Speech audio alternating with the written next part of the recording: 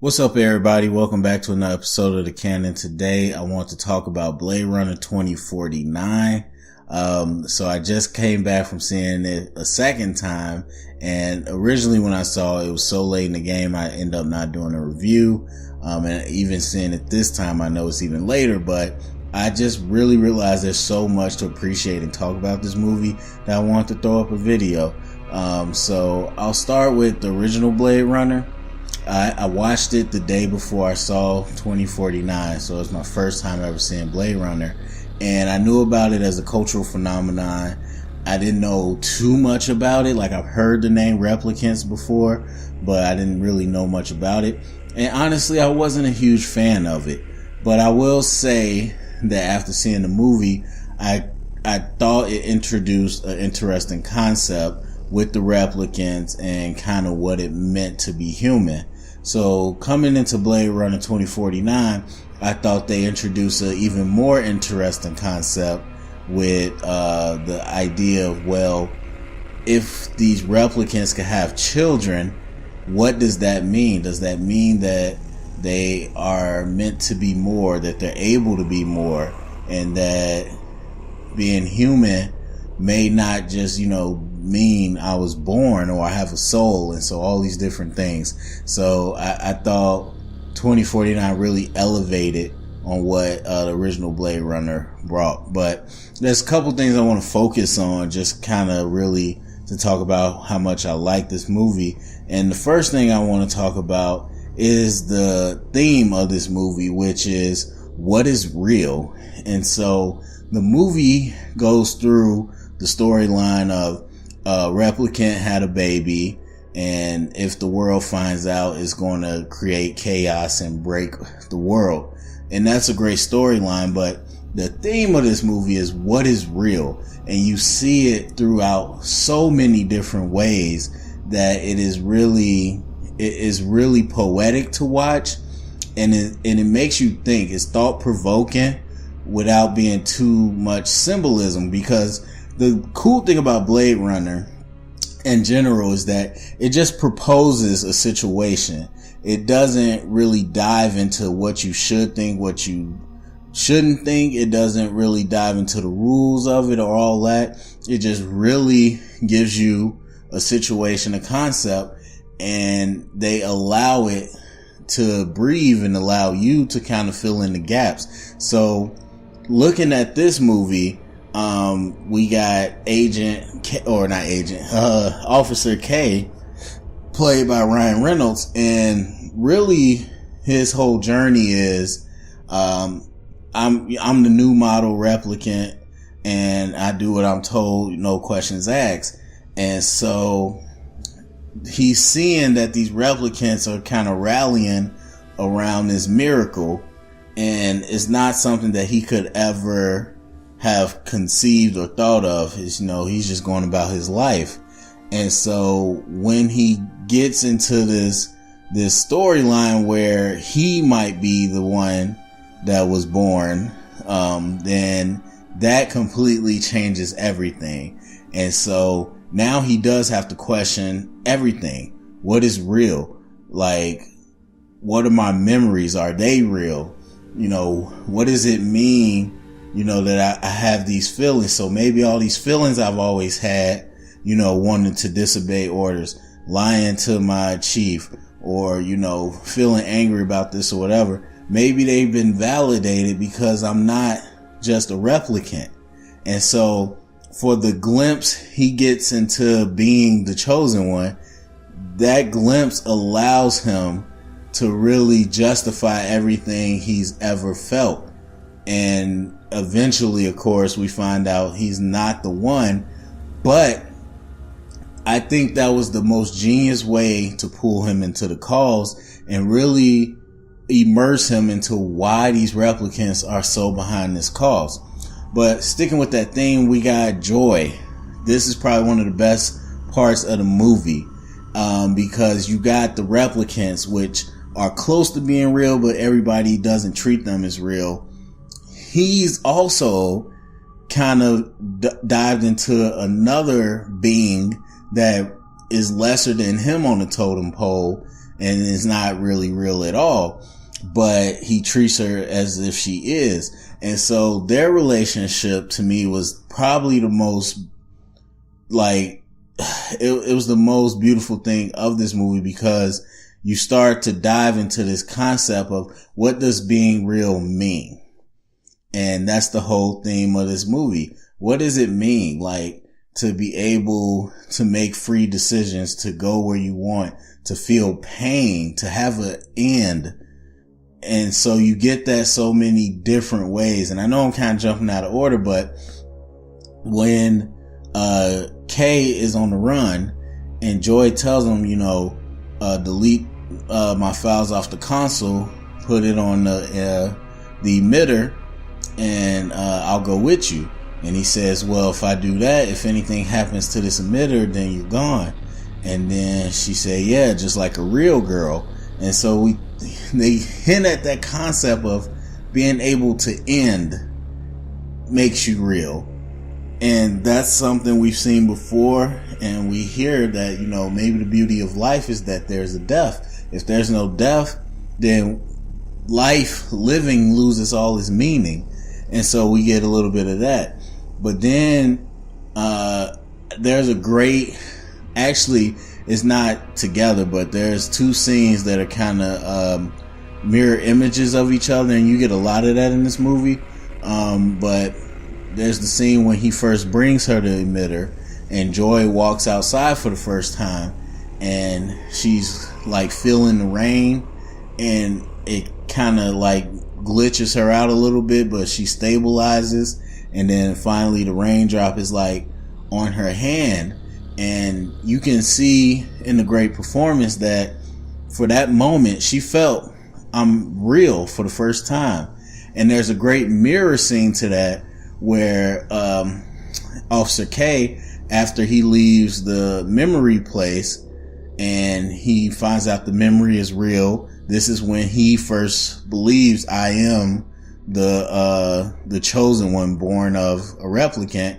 And he puts his hand out and feels the snow on his hand and kind of looks up, where he's like, for the first time, I'm real. And so there was a great mirror scene that I noticed the second time watching it that was just so beautiful, and it really symbolizes a lot of this movie about what's real and what's not. And then of course you get the scene where Joy calls over the prostitute and pretty much syncs up with her, so Kay can go through the act of being with her with a physical body, even though it's not really her. That is, I think, so many concepts wrapped into one scene, but it does just speak to, because she says, I want to be real for you. And he immediately says, Kay says, you are real for me. And that's what it's about for me. Like, you're real to me. No matter what, you're made from, where you come from, what you can do. For me, you are real. I have feelings for you. We've been through these things. Nothing, no stamp, no birth certificate, no soul, no anything else can make how I feel about you any more real than it already is. And so I thought that was just great. And I'll get to it later, but the shooting, the cinematography on that scene was amazing. So just this whole idea, again, like I said, is what is real. And we get that where Kay meets Harrison Ford and he's looking at the dog, and then he's like, well, is he real? And it's just like always the constant question. And then Harrison Ford, when he's sitting there with Jared Leto's character for the first time, and they're trying to bring out a Rachel and all that, and he's trying to propose the question, well, were you designed to fall in love with her? Was it a mathematical equation and all this? And Harrison Ford closes his eyes. He says, I know what's real. And that's what this whole world is about. It's about replicating close to what's real. And so that was kind of probably the most amazing part of the whole movie. The next thing I want to talk about is Ryan Gosling's performance. Ryan Gosling's performance is absolutely amazing in this movie. The first time I saw it, I was like, man, he's really good. But then the second time you see it, you really can look at the detail of his performance, because he is a robot, for lack of a better term. There is no question right away, is he replicant, is he not? Well, they come out and tell you he's a replicant. Everybody's calling him a skin job, all this. And so Ryan Gosling plays it very well. He plays it kind of cold. He plays it kind of straightforward and just, by the protocol. And so by him really delivering on the authenticity of being a robot, the journey through the movie allows him to really stretch his acting as he shows you slowly becoming more human. And that's the best part about it, as we learn about the memories, as he's going through the mystery and he's realizing how he's connected to this. And you can see in his eyes, in his performance, like almost like a progress bar, a status bar, to its 100% belief. His belief is just keep going up 10%, 20%, 30% until you get to the culmination where he's at the memory place and he finally lets it all out. And to this point, you didn't really see Ryan exclaim much. I'm talking about people shooting at him, trying to kill him, all these different things. He's kind of just been, by the book. And then finally he lets out all this emotion that we didn't even know this character had. When she says this memory is real, he just lets it all out, knowing that not only is the world potentially going to break, but his world just broke. And so I just thought Ryan Gosling was great. He was good with the movie where a lot of times the movie was quiet or the music would swell. It's always about tension in this movie. And I thought he played it so perfect, because with him, you didn't know what was coming. There was always tension with him because he's just kind of deadpan face and you don't really know which way things are going to go. And so I thought the way he portrayed Kay went perfectly with how the movie was presented to us. And then, like I said, eventually he gets to a point where you can see by the time he goes for a second baseline, he's a totally different person. All these events have really awakened something inside of him that makes him think, I'm more than what everybody was telling me I was.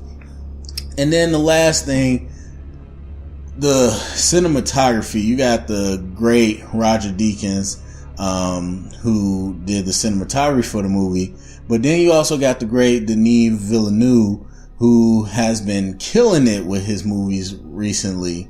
And I just thought the world they created was amazing, from the costumes to the set designs to everything.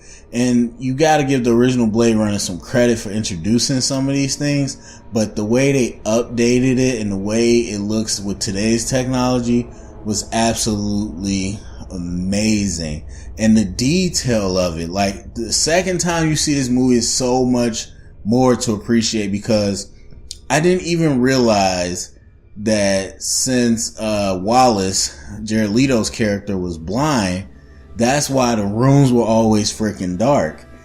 And so that didn't even really come across. I was just like, okay, it looks cool where it's dark and all the waters, reflecting off the light and all that. But then you realize like he's blind. So I guess it kind of makes sense that most of the rooms are going to be dark. But the set designs of those were cool either way.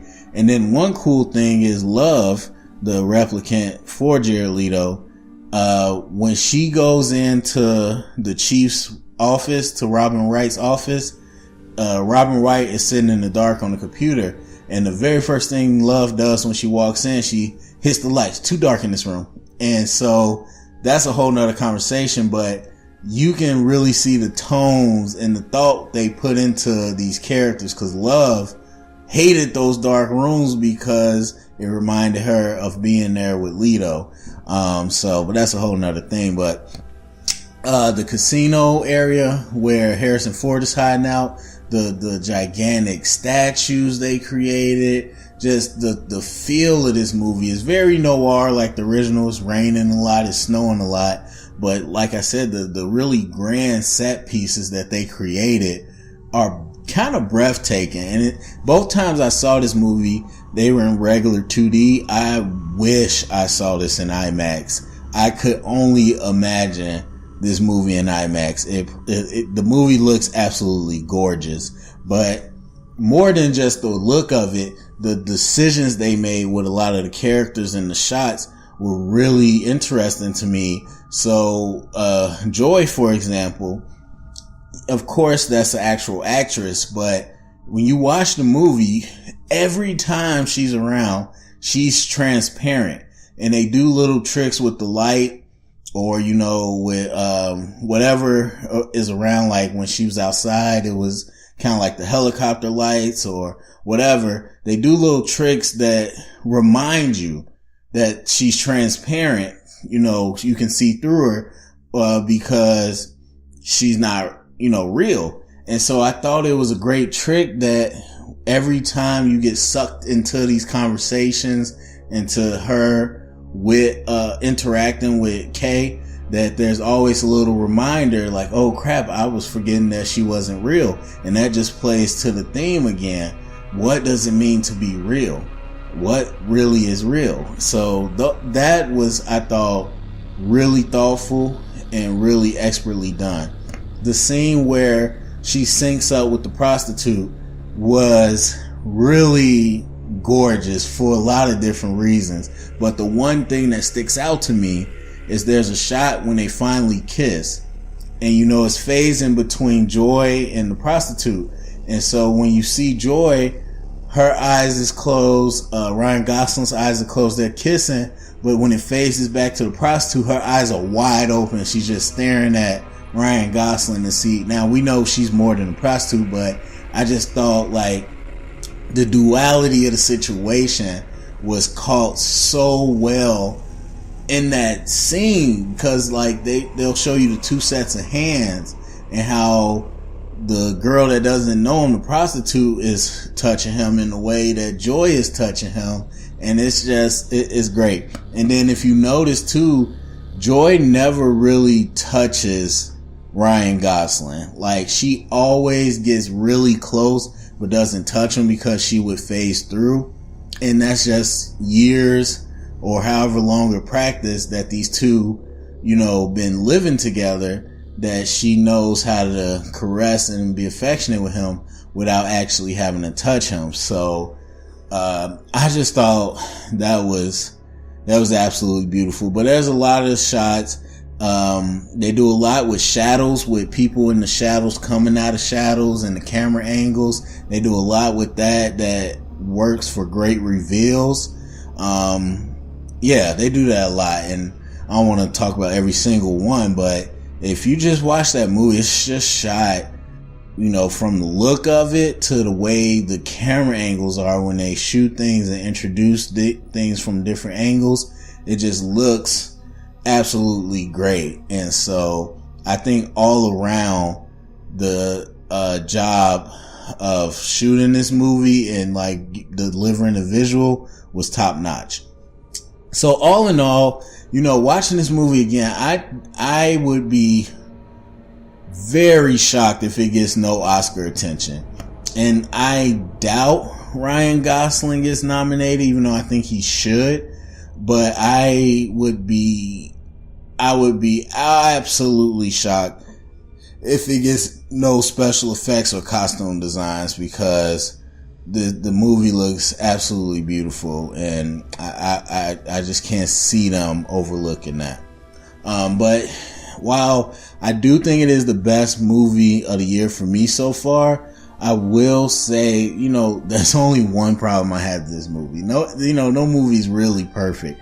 I would say the one major issue I had with this movie is that Love, this replicant that works for Wallace, has no type of law enforcement authority, no legal authority, anything. Not once, but twice walks into the LA Police Department and kills somebody and leaves out with no consequences. Not only for her, she's a replicant, but also for Wallace, who she works for.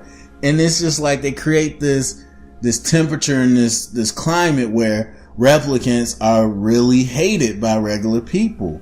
And so the older models, especially, because they're dangerous, and the newer models are supposed to be obedient.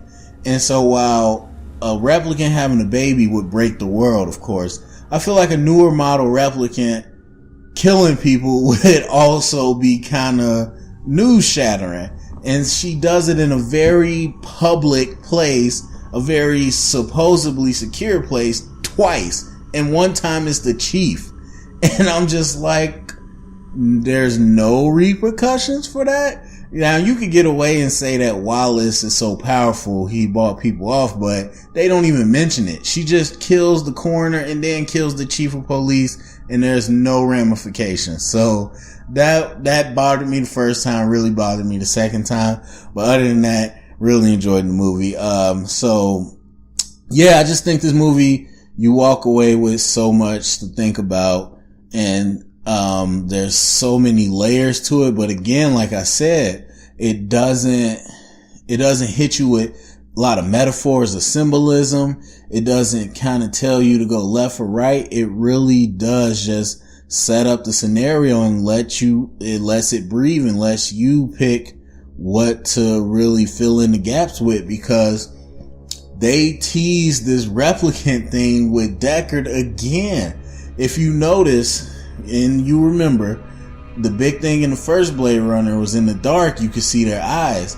And the time when Deckard is with Leto, he's in the dark a lot. And he never has that eye thing that the replicants do. Now, nobody had that eye effect in this movie, but it would stand to reason that if they were in the dark and you were an older model replicant, you would still have that eye effect. So he never had that. But then Leto also talks about how he might have been programmed to fall in love.